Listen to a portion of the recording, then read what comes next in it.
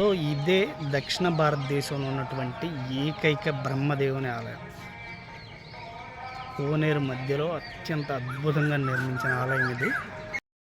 దక్షిణ భారతదేశంలో ఉన్న ఏకైక బ్రహ్మగుడిగా చెప్తున్నాం. అలాగే దీనికి సంబంధించిన మరో ప్రత్యేకమైన విషయం ఏంటంటే 4 వైపులు కూడా వివిధ దేవాలయాలతో అష్టదిగ్బంధనం చేసి నిర్మించింది ఈ బ్రహ్మగుడి. మీరు తూర్పు వైపు చూస్తే కనుక అక్కడ శివాలయం ఉంటుంది, చంద్రమౌళేశ్వర స్వామి ఆలయం. అలాగే దక్షిణ వైపు చూస్తే ఇటు స్వామివారి ఆలయం వెనకగా మీకు మరో శివాలయం ఉంటుంది. అలాగే ఉత్తరం వైపు శ్రీ వేణుగోపాల స్వామి ఆలయం, ఇటువైపు చూస్తే కనుక వైష్ణాలయం ఉంటుంది. 2 వైపుల శివాలయాలు, అలాగే 2 వైపుల విష్ణుమూర్తి ఆలయాలు ఉంటాయి. అలాగే 4 దిక్కుల కూడా అమ్మవారి ఆలయాలు. మొత్తం అష్టదిగ్బంధనం, 8 మంది దేవతామూర్తులతో అష్టదిగ్బంధనం చేయడం ద్వారా నిర్మించబడింది ఈ చతుర్ముఖ బ్రహ్మలింగేశ్వర స్వామి ఆలయం.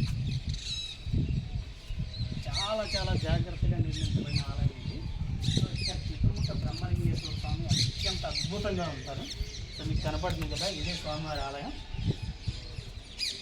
సరే, స్వామివారిని దగ్గర నుంచి చూద్దాం.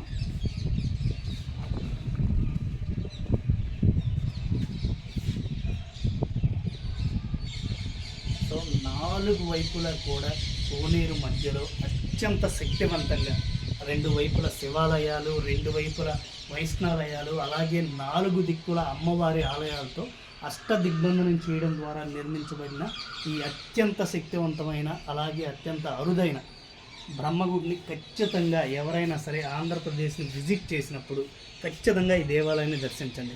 ఎందుకంటే రాజస్థాన్లో మాత్రమే ప్రాచుర్యం పొందిన బ్రహ్మదేవుని ఆలయం ఉంది, కానీ ఆంధ్రప్రదేశ్లో ఈ ఆలయం ఉంది అన్న సంగతి చాలామందికి తెలియదు.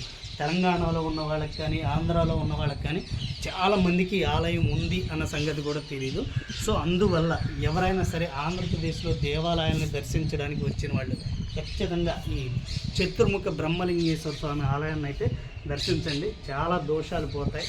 బ్రహ్మ విధిరాతను రాస్తాడు, సో విధిరాతను మార్చే శక్తి కూడా ఉంటుంది అంటుంటారు. సో అటువంటి బ్రహ్మదేవుని ఆలయాన్ని మీరు కూడా దర్శించాలని మనస్ఫూర్తిగా కోరుకుంటున్నాను.